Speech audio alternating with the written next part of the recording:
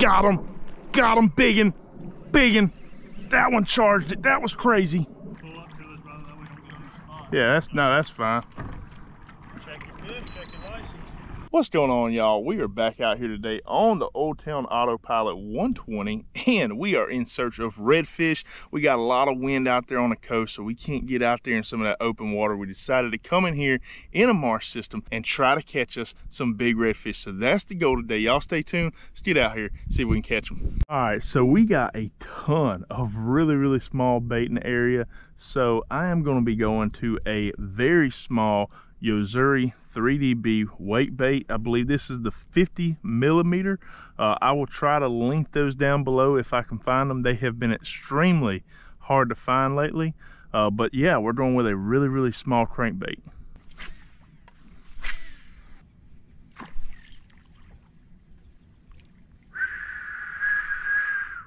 Did y'all see that? My goodness. There he is.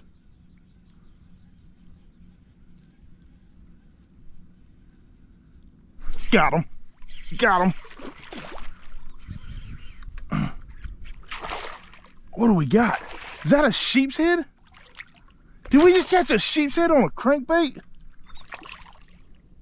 No way. Oh, that's a puppy drum, isn't it? It is. Black drum.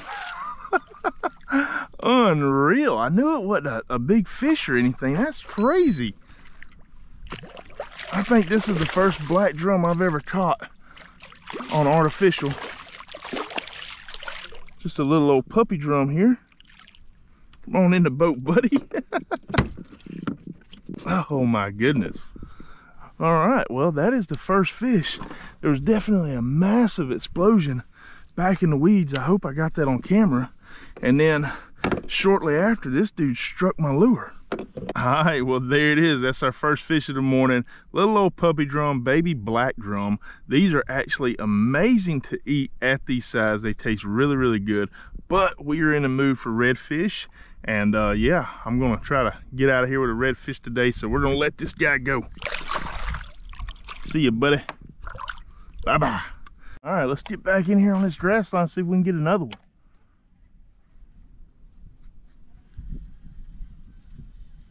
He didn't quit it. Got him.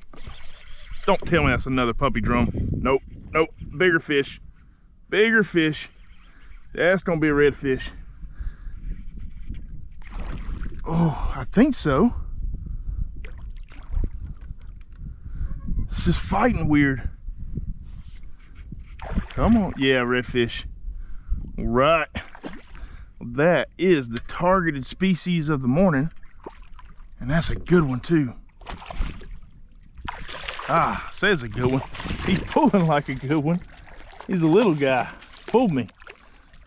But he might be going to the house. Oh, he choked it too. Anytime I'm using anything with treble hooks, I try not to put it in the net, just because those hooks will get tangled up in your net when they spin, twist, and stuff, and just creates a mess. But those hooks, all 6 of them, are in this fish's mouth. Well, we just started on this bank, y'all. I mean, we've only been at it for a few minutes, and this is our second fish right here. First redfish. Go ahead and pop these hooks out of his mouth. All right, well, there she is right there. I'm gonna go ahead and pop it on a measuring board, see what she goes. Here in the state of Alabama, we get to keep 3 of those. They gotta be between 16 and 26 inches. We knew this one was gonna be long enough, coming in right there, just a tad over 20 inches. So that's our first fish going to the house. We got lunch today.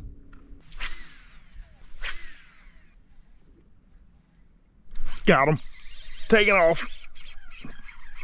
I'm telling you, man, these redfish absolutely love these crankbaits.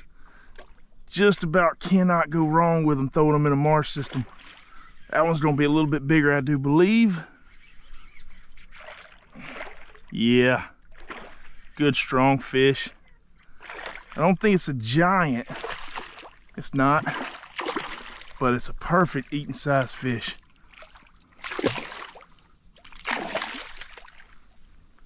Come here. Come here. Probably right about the same size as the last one.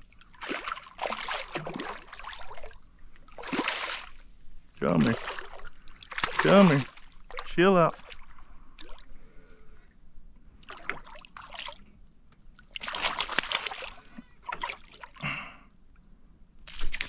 Ooh. And a boat. All right. Well, that is fish number 3. Redfish number 2. All right, well, there she is. Nice light color, which is a little weird because typically when you get in these marsh systems, they turn a real copper color. It does got some nice, beautiful blue on the tail though. It's an awesome fish. We are taking this guy to the house. We're gonna put him in a box with the other one. I wanna show y'all something real quick for immobilizing these fish and bleeding them real easily. You don't have to use scissors, knife, or anything like this. Basically, all you're gonna do is take your finger, and right here behind this fin, there's a soft spot right there. So you just take your finger, poke it in right there, just like that. And then he's just gonna start bleeding out. And that's gonna kill him quickly. And we're gonna have some nice meat to throw on the grill. So the thing about throwing these wake baits right here is that we're sitting here in this marsh system, and you know, we're probably only in less than 2 foot of water. My motor here is pretty much in the mud, in the grass, and that wake bait is just beneath the surface of the water. And there's also like a lot of trash down in the water, a lot of matted grass. So if I try to throw a jig or a shrimp or anything like that, I'm gonna get tangled up in that grass constantly. I just had one chase it down. I'm gonna get hung up in the grass constantly, and I'm just not gonna have very efficient cast. But throwing something like this, I can retrieve it relatively quickly, which I do. He just turned on it again. Dude, there's so many redfish right here, it's crazy. But that's about the retrieve right there. Just keep a good moderate fast pace. And as you see, I just hung a little bit of grass on that cast, but that's all right. Yeah, that's pretty much the deal. Just cranking it, winding it. It's also a very efficient way to fish as far as covering a ton of water in a short amount of time. You know, if you're throwing soft plastics and stuff, you got to chunk that lure out there, jig it a little bit slower. And with this, I'm just burning bank, looking for a reaction strike. Oh, that's the man. How y'all doing? Good. How you doing, partner? Doing all right, man. I ain't never saw y'all way up here. We'll sneak up here every now and then. Yeah. You doing any good? I got 2 redfish. Any size to them? Like 19, 20, not really. Just pull up to us, brother, that way we don't get on your spot. Yeah, that's fine. Check your fish, check your license. I think that'll. You see that boat come through here earlier tonight? A crab boat? Was it a crab boat? I think I saw it. The only boat I've seen is a crab boat going that way. Let me try to get where I can hold on to y'all.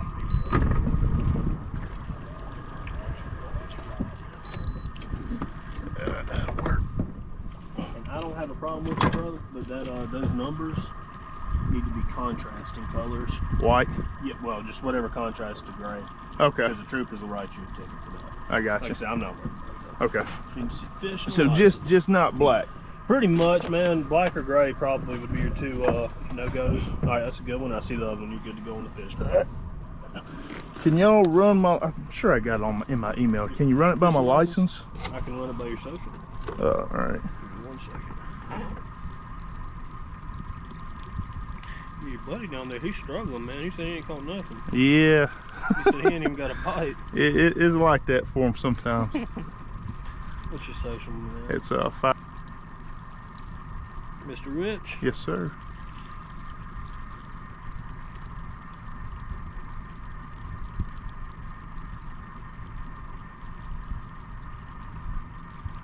All right, good to go, my man. Awesome. All right, you have a fantastic day. All right, man. Y'all as well. Thank you. Stay safe out there. Yes, sir. You do the same.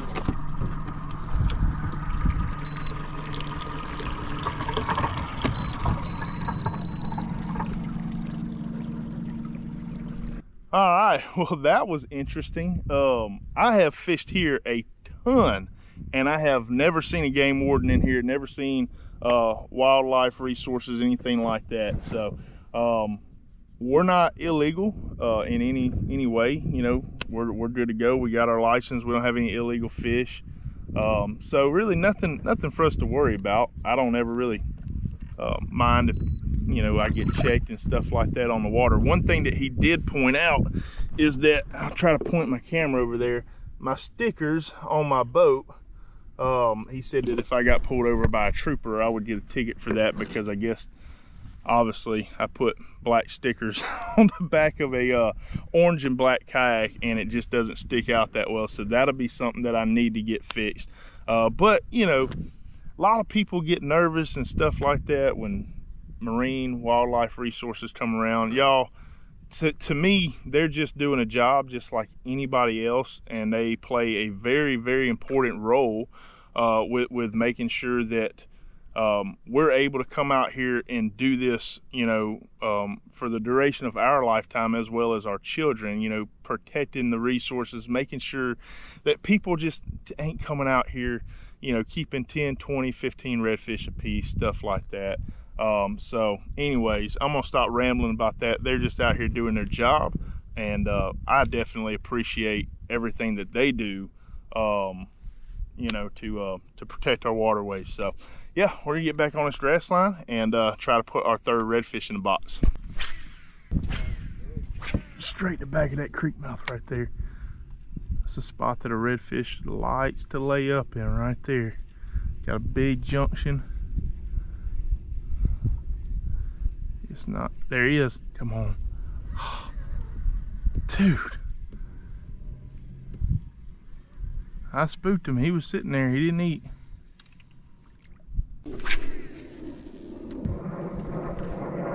Got him. Got him. Biggin. Biggin. That one charged it. That was crazy. What a eat. Woohoo! Let's go. Yes. I mean, that one charged it. I did upgrade from the small crankbait to the bigger one, to 70 millimeter.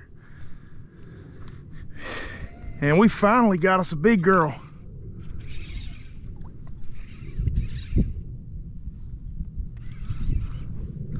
All right, come on. Turn my prop off.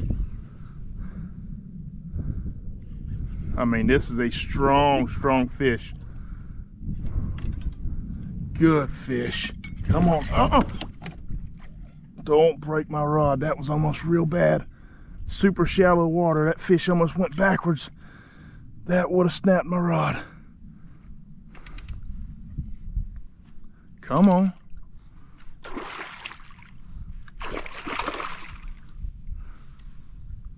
Don't go that way. Big girl. Good fish.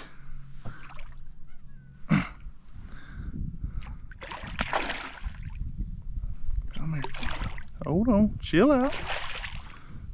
Just got to get this girl in the boat.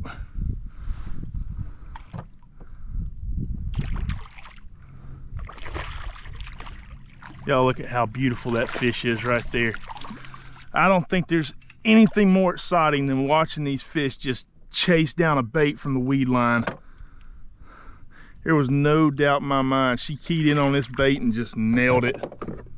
She got a mouthful of hooks. Trying to, oh, not anymore. Oh, don't lose them. I'll tell you what, we're gonna net it. I normally don't net treble hooks. I think I mentioned that earlier, but we don't want to lose this fish. All right, there she is. Boom.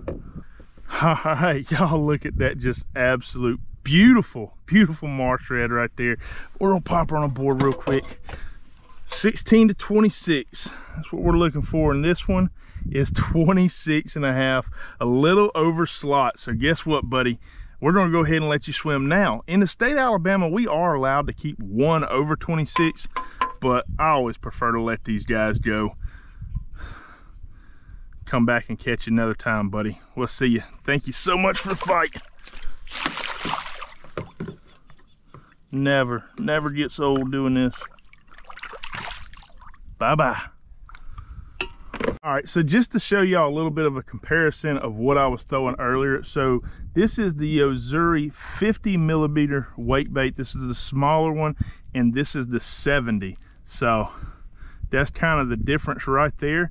The 70 dives a little bit deeper, digs a little bit more, has more rattle. And as you saw, we threw the smaller 50 millimeter, caught smaller fish. Then we swapped over to the 70 millimeter and stuck one that was over slot. So yeah, but that's pretty much the difference on those. That's what we caught that fish on, the 70 millimeter. I'll go ahead and just go over the setup that I was using this morning. This is the main setup we used. It is a 7-foot medium power fast action rod from Chubby Rods. This is my favorite rod out there, especially for the price. It's 100% made in America with American components, and it's going to come in around 130 bucks. I will link those down below. But the reel is a Shimano Corrado 151, and I just got that paired up with 15-pound braid and then 15-pound main line. And to me, like, if there was one inshore setup that I could have, only one setup I could take with me, it would be a medium power rod in the fast action range.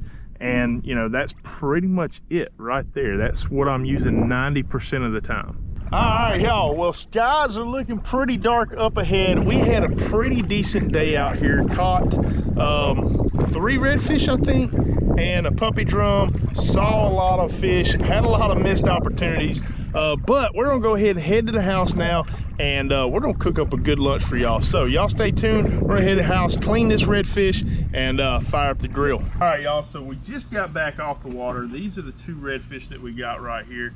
Got a 20-incher and a 20.5. Not really big redfish, but they're perfect for what we're looking for. So I'm gonna be using my Sword 9-inch medium flex fillet knife, and we're gonna go ahead and fillet these redfish up, get ready to put them on a grill. So with our redfish, like any other fish, our scales are running this way. So when we go to make our first cut, we want our knife to come in at an angle to get under those scales. So we're just gonna come in there, make a good cut, come around his head just like that, making sure we get all that meat right there.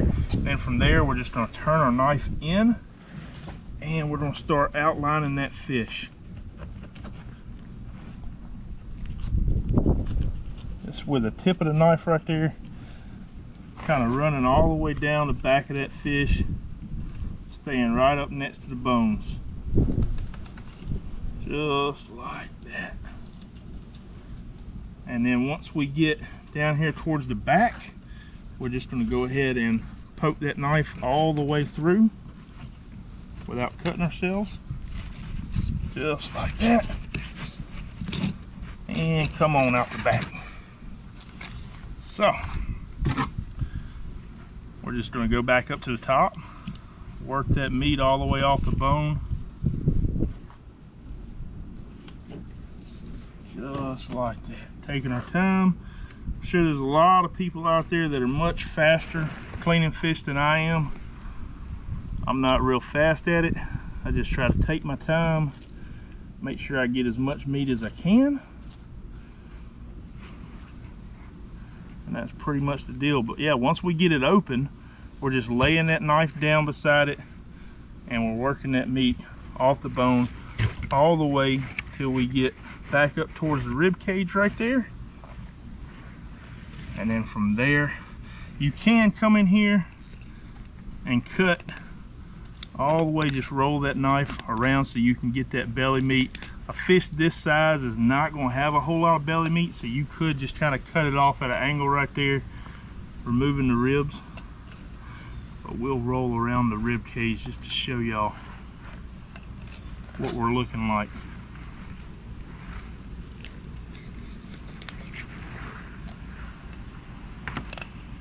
Just like that right there.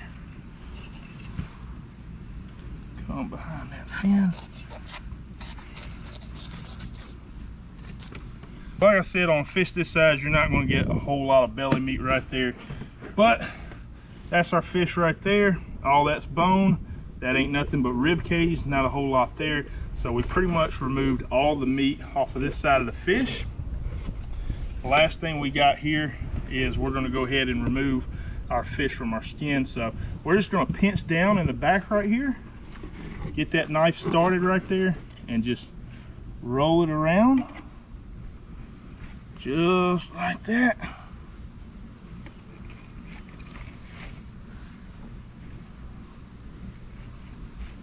And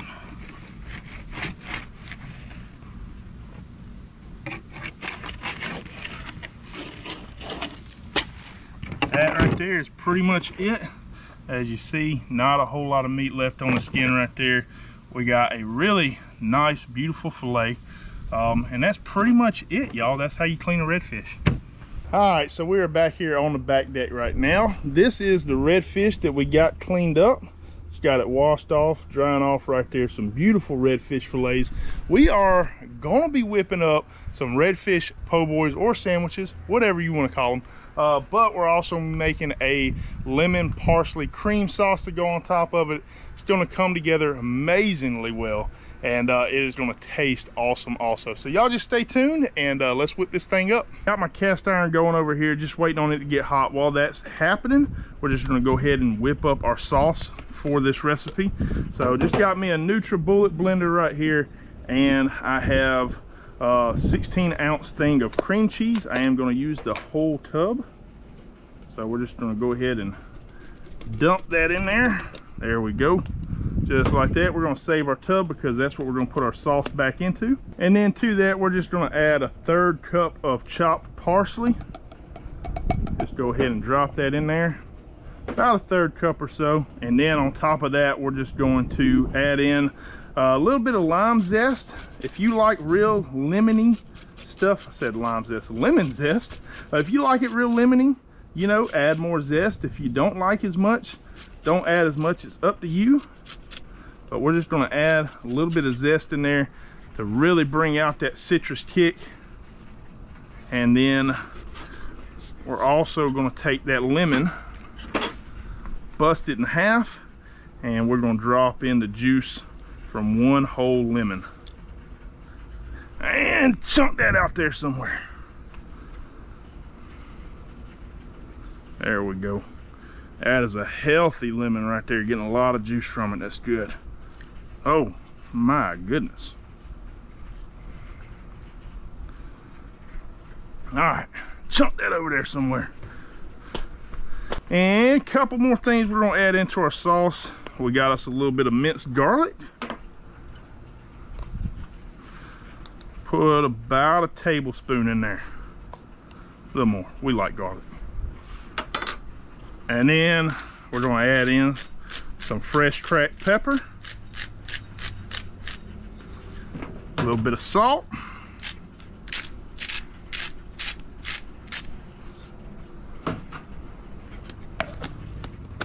Screw the old cap on there.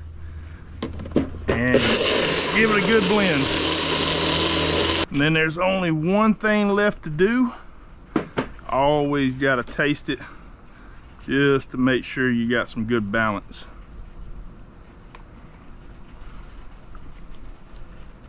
And that is money. Awesome.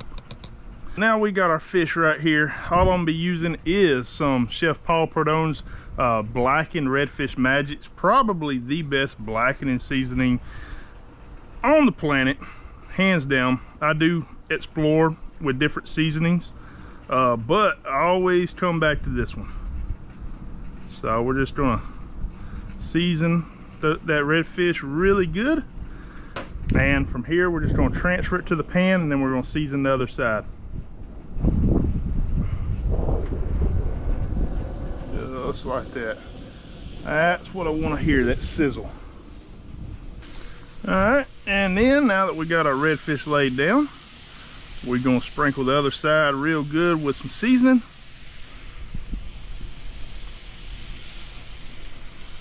Just like that. And we're gonna let that go until we start to see our color rise up, and flip it, and we're almost ready to eat. While our redfish is going, we're just gonna go ahead and butter up some bread, put it over here on the black top, toast it up. I just got pre-made garlic spread right here, picked it up from Sam's. Y'all can use whatever you like, make your own. Don't use any at all, completely up to you. But yeah, I'm going down with a little bit of garlic butter on the bread, put a little toast on it, and that's pretty much it. We're just going to be making plates after that. And lay it down. Just going to do a nice light toasting on it. And let's go ahead and remove our redfish from the heat. It is looking like it's done. Y'all check it out. So on your fish like this, you see kind of down here how it's separating. Got some good flake, right? It's pulling off in flakes. If it's grainy, any bit kind of grainy, it's not flaking, then it's undercooked. And if it's kind of tough, well, then it's overcooked. But this seems to be just about right. Well, we might end up leaving a little bit in this pan. Come on, buddy. That's all right.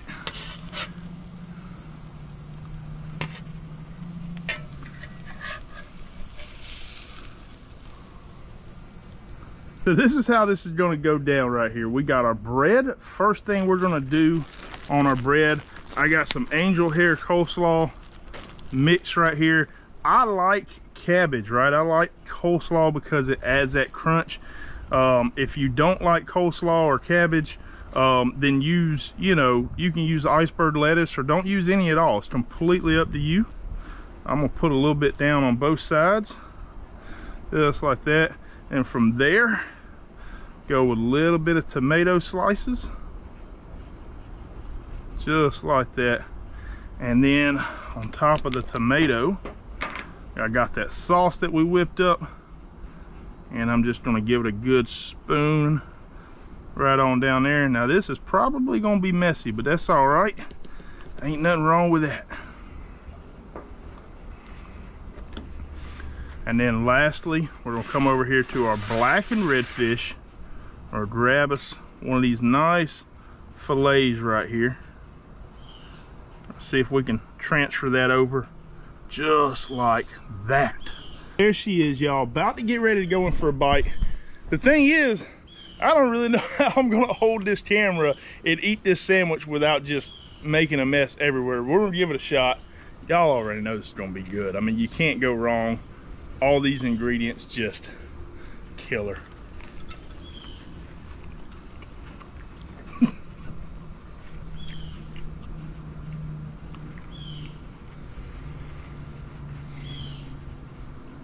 That is so good. Everything from just like the buttery, toasty bread, the crunch from the cabbage, fresh tomatoes, that lemon is really coming out in there. Blackened redfish, can't beat it. Absolutely killer. Y'all got to go out there, make this recipe. It is a killer sandwich. Your family will thank you, I promise you. This is good right here. Anyways, I hope y'all enjoyed this video. If y'all would, hit the like button, comment with any questions, subscribe if you haven't already. We'll see y'all next time. What's going on, y'all? We are back out here today on the Old Town Autopilot 120, and we are going to be targeting some rock jetties, looking for some flounder. It is an extremely windy day out here on the coast, so trying to get tucked in behind some rock jetties, see if we can find some flatfish. Y'all stay tuned, see if we can get it done. So these are the rock jetties that we're going to be fishing this morning, and the lure that I'm going to be throwing is the Southern Salt HOODWINK. This is our own personal lure. The color I'm going to start off throwing is a nuke juice color, which is kind of like a translucent light green with some red flake. It is an amazing color to use in cleaner water, which is what we have here. So we're gonna bounce it around. If we're not getting any bites, we will switch over to a bolder color like a pearl white, maybe even a chartreuse or something like that. Got him. There we go. That's a little flounder. That is our first fish of the morning. Haven't been hitting these rock jetties long at all. And that right there is a targeted species, but my goodness, is it small. Come here, buddy. Get that hook out of you. I thought it was a trash fish down there because I kind of felt it vibrating a little bit, and maybe it was at first, but that's what we ended up pulling in right there. Tiny little flounder. See if we can find one a little bit bigger. All right, let's see if we can upgrade that guy. I think we can. I think we're in the right spot. There's so much bait that's down there right now off these rocks.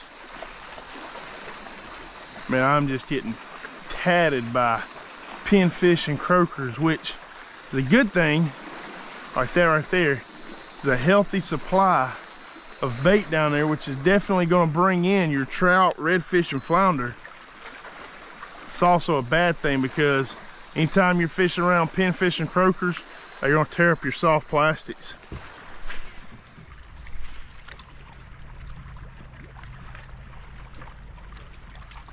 That might be one.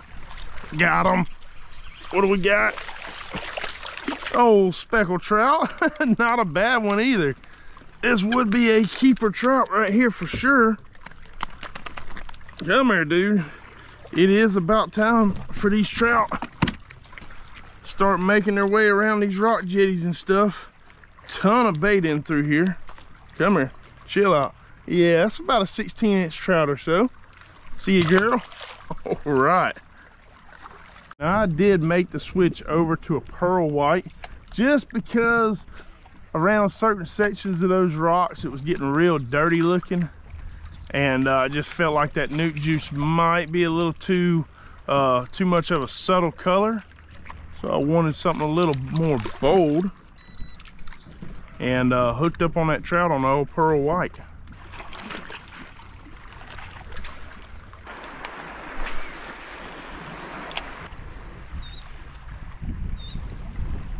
Oh, that might just be a bait fish, but it's definitely a thump. Got him. Flounder number 2. That is flounder number 2 and tiny flounder number 2. Golly, this one, I didn't think they could get much smaller than the first one. Look at that guy. My goodness. All right, dude. See you in a couple years. Oh my God. All right, well, it has definitely been a morning of dinks. Gotta see if we can get us a bigger one. But yeah, we're just kind of going down these rocks right here and kind of doing like a little double bump, sitting in somewhere between 2 and 3 foot of water. Really have had a lot of bait fish kind of hitting my lures, and matter of fact, these smaller flounder are kind of hitting it like a bait fish. Definitely a lot of fish in the area. We just got a good thump. There he is. That's a better fish. Yeah, that's a good one. That is a good flounder right there. Right as we were talking about it. Oh, we're gonna go ahead and spot lock. That's a big one. That's a big boy. We're in a really, really good spot right here. Y'all, look at that fish. Try not to be too loud. There's a lot of people over there on that pier. I don't want to bring a whole lot of attention over here, but man, what a fish. Y'all, this one should go somewhere around 19 or 20 inches, I would hope. That's a really, really fine looking fish right there, y'all. My goodness.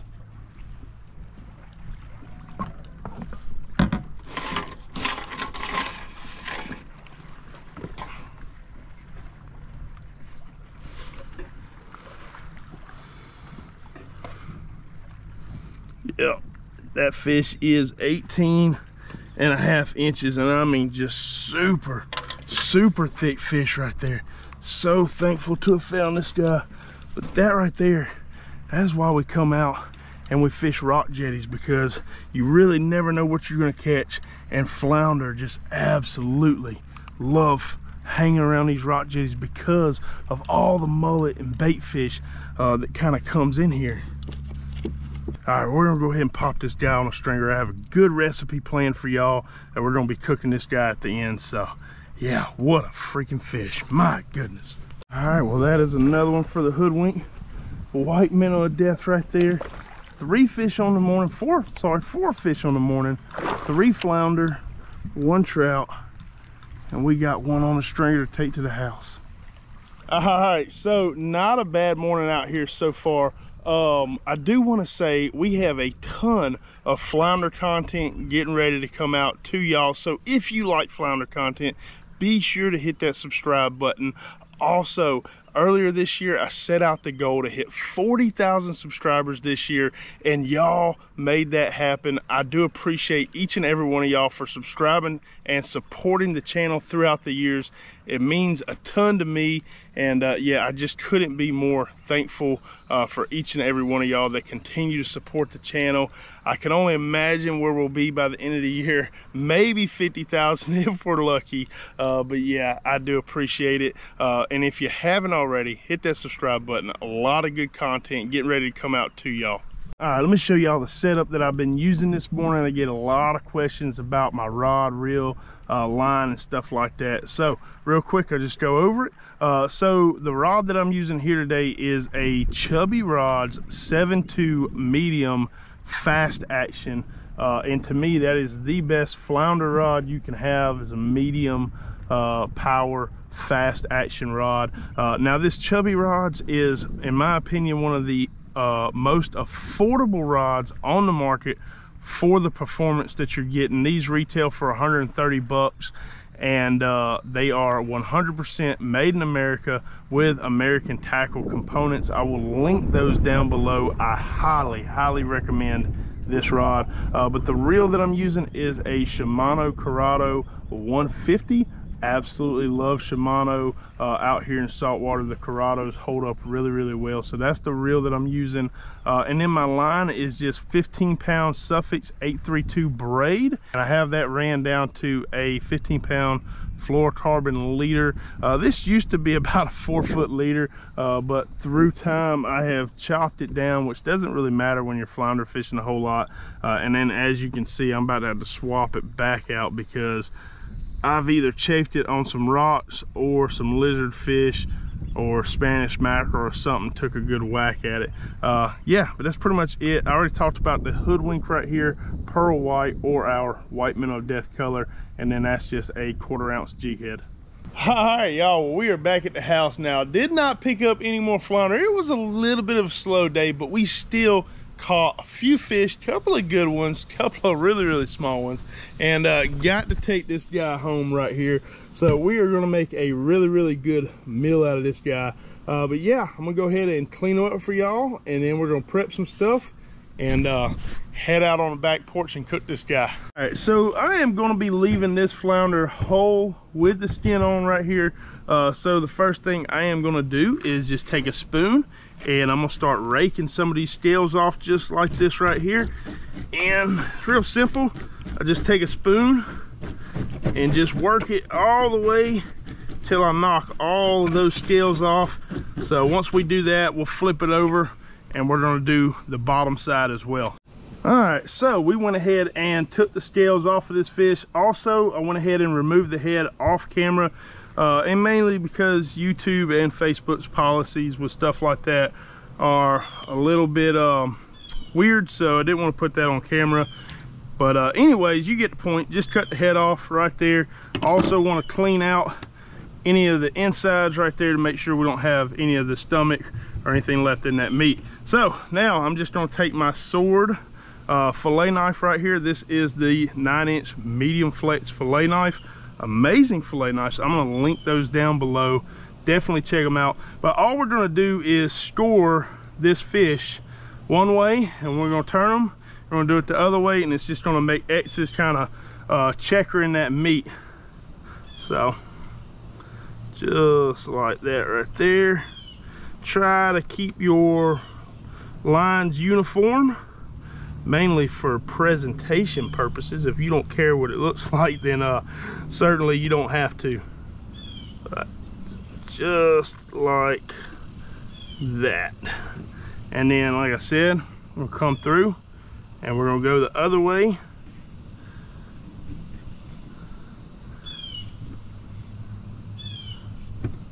Just checkering that meat, just like that.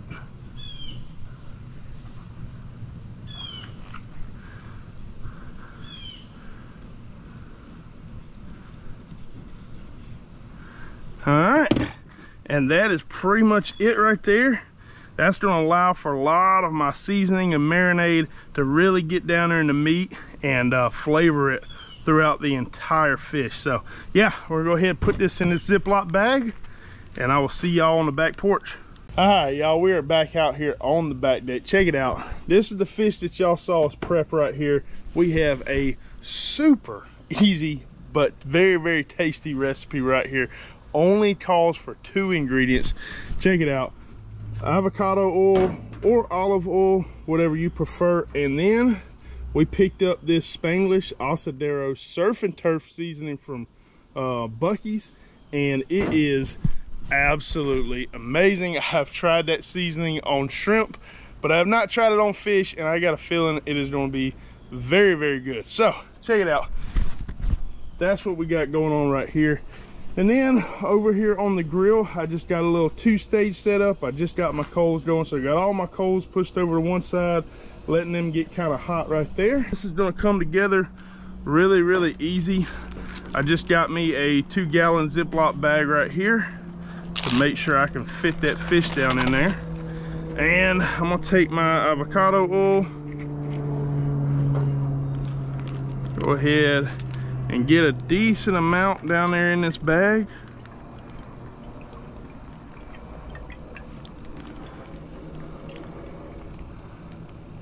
Just like that. Should be plenty. Probably about a cup or so. And then we're just going to take that surf and turf seasoning and dump a healthy amount down there in this oil. So then all we're going to do is just get it real nice and mixed up right here. We're just trying to make us a good marinade that's going to fit right beneath the cracks of that flounder right there. So just like that should be perfect. And then I am going to go ahead, put my flounder in the bag.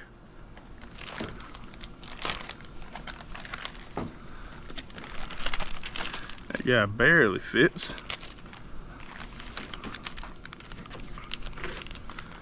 Just like that. Now y'all could marinate this overnight. Obviously, the longer you marinate it for, the more those flavors are going to get infused into that flounder. Yeah, we're just going to make sure we get it nice and tossed up right there. Just like that. And we're going to let that marinate for at least 30 minutes or so, which is about the amount of time that it's going to take for my coals to get ready over there on the Weber. All right, so our coals have been going for about 30 minutes now. They are ready to go. We're just going to pull this flounder out, put it in a little sheet pan right there. And then we're going to take the leftovers in this bag and just kind of dump it down right there. Trying not to waste any of that good juice. Y'all, that seasoning just smells amazing. All right, there we go. Go ahead and just set that off to the side. We're going to use our hands to just kind of rub that in. Just a little bit right there.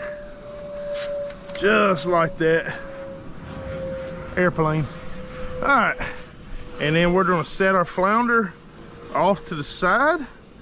And we're going to let it go for about 15 minutes covered. And we'll come back and we'll check on it. And our fish has been rolling for right around 20 minutes now.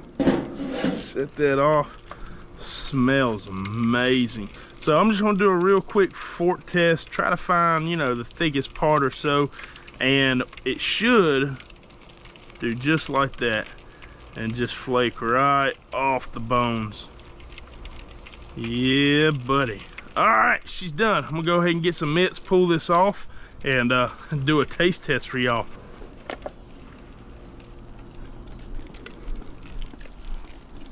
Well, here it is. We're about to go in, dive in for a bite. This is the finished product right there. Super simple and cheap recipe. You know, if you've had a long day on the water and you don't feel like doing all sorts of stuff and building a sauce and doing all the things that y'all might have seen us do here in the past, this is for you. This is really simple, like we did. 2 ingredients, and like I said, really, really cheap. Anyways, we're gonna go ahead and dive in for a bite here. I mean, and it just flakes off the bone, y'all. Just like that. Nice, juicy piece of flounder right there. All right, let's go in.